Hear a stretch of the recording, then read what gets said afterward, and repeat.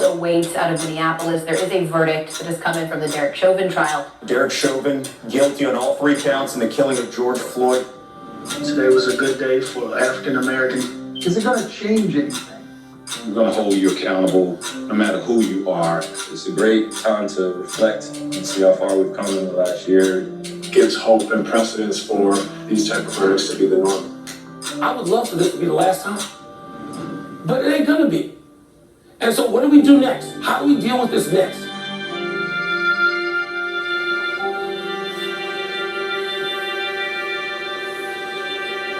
Good morning and welcome into a special edition of First Take. Today we will discuss the verdict that will echo through time, the verdict where the real work begins. Stephen A. Smith, Max Kellerman, I'm Molly Karen Rose. Let's get right into it, gentlemen. Former Minneapolis police officer Derek Chauvin found guilty on all charges in the murder of George Floyd.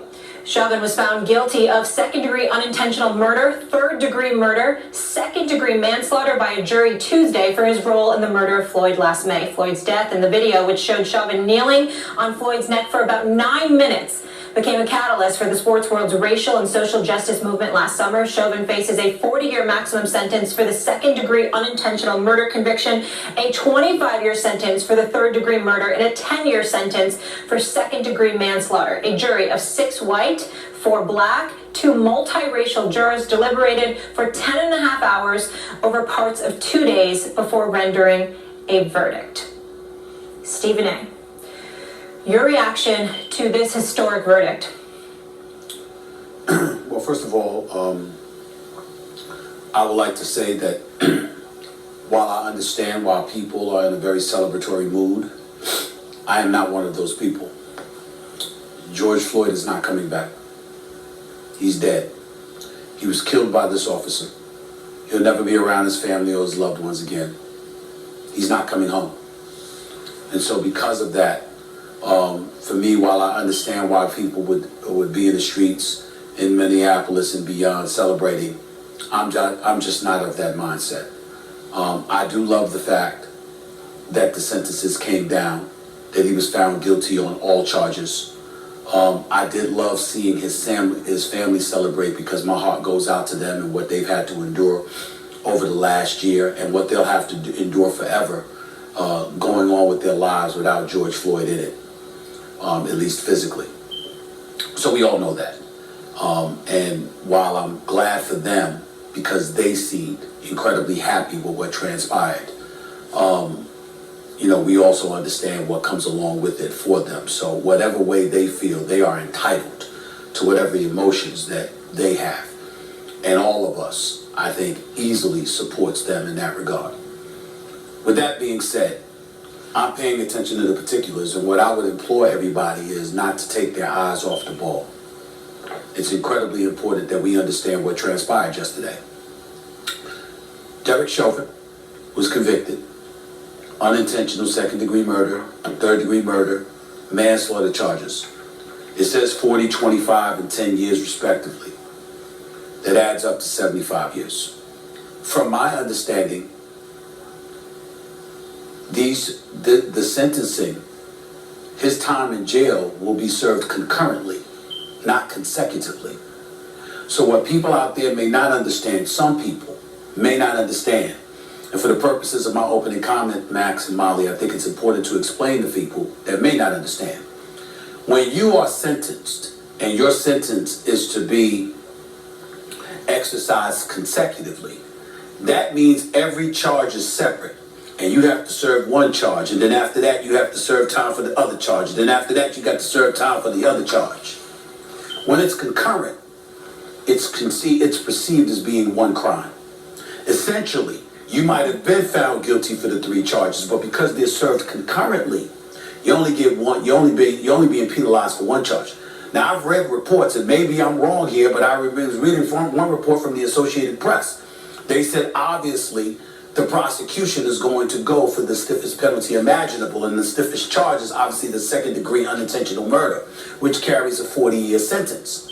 Well, in the state of Minnesota, doing my research and looking stuff like that up, lo and behold, you hear stuff along the lines that says, okay, well, that basically means the judge will give him 20.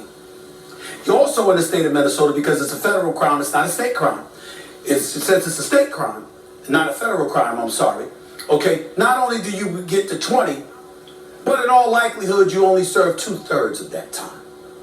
So we're talking about anywhere from 10 to 12 years, conceivably, that Derek Chauvin can end up spending in jail. Because remember, he's left it up to the discretion of the judge. It's at the judge's discretion what amount of time this individual, Derek Chauvin, ends up getting sentenced to. The judge could give him the stiffest penalty imaginable, or he could cut it in half. And ultimately, usually in the state of Minnesota, they say you only serve 2/3 of it. We got dudes that was dealing marijuana that spent more time, more than 10 years in jail. And this dude might end up getting something like that. So it's incredibly important that we understand that everybody's eyes need to be on the ball. Yeah, he was found guilty. And that's step one. Justice appears to have been served. I lean more along the lines of what LeBron James tweeted when he brought up the word accountability. Because you're talking about true accountability and not being able to wiggle your way around it. Even when he goes to jail, everybody says he ain't got nothing to worry about. Ain't nobody gonna get at him because they ain't gonna put him in general population. I mean, you hear all kinds of stuff. So I'm kind of wondering, okay, what's going to really happen here? My eyes on the judge. Because now that he has been found guilty by the jury, I want to see what the judge is going to do as it pertains to his sentencing. Because if you sentence that man to 10 years, 12 and a half years, 20 years, it's your discretion. In the state of Minnesota, they usually serve about 2/3 of their sentence if they had no previous criminal record, which he did not. And he was a police officer.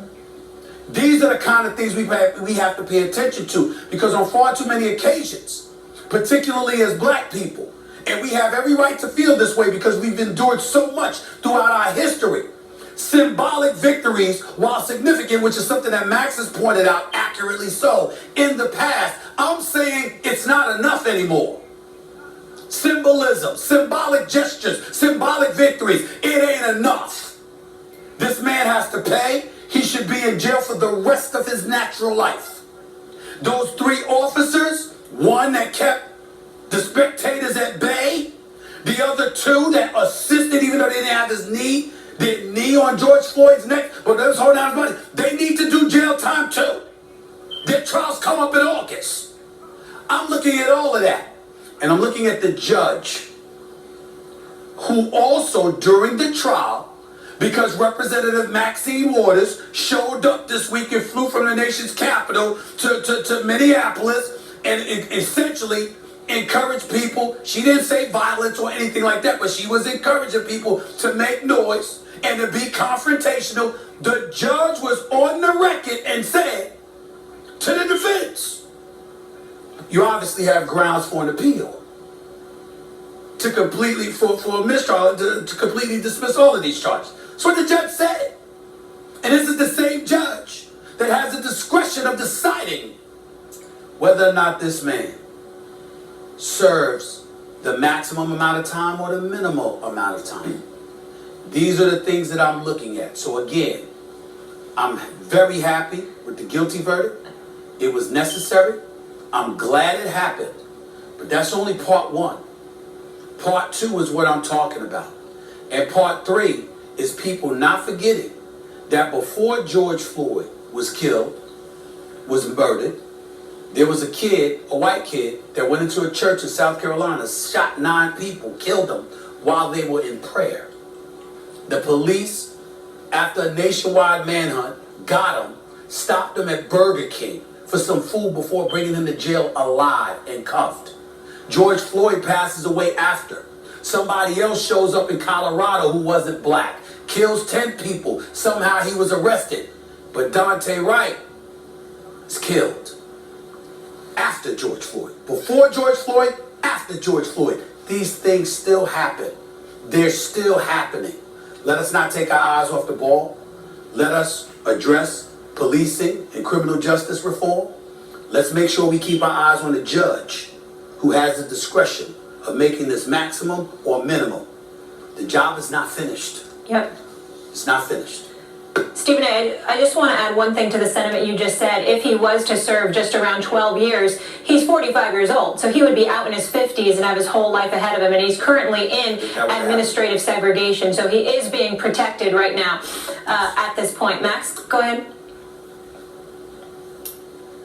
I want to actually start by directing this towards, I want to talk to white people who may not get it. White people who don't get it right now. This was an open and shut case. It was an open and shut case. There were eyewitnesses and incontrovertible video evidence unequivocally a murder, open and shut case. And it came back with a just and really the only reasonable conclusion and verdict that could have been arrived at in this case, right? It's the only one. And yet, do you believe that had this not taken place against the backdrop of a global pandemic and then resulted in nationwide protests, that justice would have necessarily been served like that? Because there are countless, and Stephen A. listed some recent ones, examples of police brutality directed toward black people in this country when the police got off. So I would say the reason this time was different, and this is directed to everybody now, the reason this time was different is because people, black people led, but a lot of people of goodwill and socially conscious people followed and supported, insisted on their voices being heard. They insisted in the streets, nationwide protests, and at the ballot box. Now, what's the result then? There's usually a backlash, right? Here we have a proper and just verdict. It was arrived at quickly. It's the only one that could have possibly reasonably been arrived at. And yet it's cause for celebration, as Stephen A. points out, among many, because it's like, oh my God, we got justice?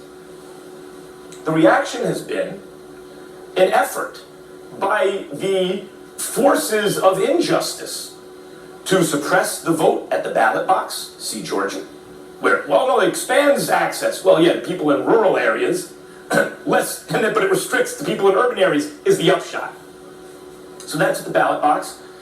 But also even in the streets. Stephen A., as I'm sure you're aware, state legislatures now are introducing all kinds of bills designed to be anti-protest, designed to make it more difficult to protest, in certain respects almost criminalize protest. Not as a reaction to the attempted insurrection at our Capitol by many white supremacists, but as a reaction to largely lawful protests in our streets, which were a reaction to injustice. So, I would say that this was a good and just verdict. And there is reason, Stephen A., I think, for people to celebrate today, and there's also reason to be circumspect, as you point out, in the celebration. I just like to add one more thing. I have noticed some people with good intentions tweeting things out that they believe are supporting the cause of justice. And there's been a big backlash. It's tone deaf, it's insensitive, and I would just say that people should, in this moment, determine, is this person at least trying to be an ally, and kind of edit the response to those people give some grace in a way that's instructive and constructive instead of divisive and destructive. I agree with you there. And Let me just add one thing really quickly here, Stephen A. Give me 1 second. Max, when you mentioned the fact, would this have happened without the backdrop of the pandemic, I just want to add, would there have been justice if Darnella Frazier, the 17-year-old, did not film him murdering Floyd? Absolutely not. So that's a key point we need to mention here. We had this on video. Stephen A., go ahead. Well, I'm glad you... Molly and Stephen A., may I really quickly? Because just to add to that point, it'll take 10 seconds. I now have my eye on, guys, state legislatures. I want to see what kind of bill is going to come up that limits or attempts to people recording these kind of interactions. Because my antenna are up, and I believe that could be next. Darnella Frazier, you brought her up, Molly, deserves flowers from all of us. If she had not videotaped, stood there at 17 years old, if she had not stood there and videotaped that police officer, Derek Chauvin, doing what he did, he might have gotten off. We might have never known the severity of his actions, how egregious his actions were. And at 17, and a young lady to do that, I just can't say enough about her. That's number one. Number two, Max Kellerman, like I told you, we don't get on networks. We don't do that on this show. I'm very, very big on that. But there's nothing wrong with calling out particular individuals, okay? Even if they are at another network. And I'm about to do that right now for a second. To piggyback right off of what you just said, in terms of being responsible and being humane in regards to what happened and what you saw happen, okay? I've been on CNN, I've been on MSNBC, I've been on various networks, I've obviously been on Fox News. I know the Mark Levins and the Sean Hannitys of the world and all of that stuff. And I disagree with a lot of things people say about them, and I disagree with some things that they say, but I still communicate with them. Okay, I'm a fan of the show The Five. I'm a fan of Neil Cavuto and others. Tucker Carlson is an entirely different matter altogether. And I'm not going to engage in name calling or anything like that. That would be inappropriate and unnecessary and unfair to him. But what I will say, when you literally intimate that the jury found Derek Chauvin guilty because they were afraid, okay, essentially of riots taking place and things of that nature, you just wonder sometimes if this is the kind of things that leads to the divisiveness that we're talking about. Because the video is there for all of us to see. I mean, you saw folks on both sides of the aisle talking about this police officer and how egregious his actions were. Matter of fact, I think I heard Tucker Carlson saying that one time. This was egregious, etc., etc. Yet last night, he's talking about how there's people on the jury that probably found him guilty because, you know, they were afraid. I don't have the direct quote in front of me, but I saw it and I read it to make sure that I saw what I read and I read what I saw. And you just wonder sometimes, these are the kind of things that make people shake and make people shiver, because you realize that in the face of such obvious, flagrant evidence, conspicuous evidence, there's still going to be somebody that opens the subject to debate when there are certain things that are simply not debatable. We saw what Derek Chauvin did. Saw it.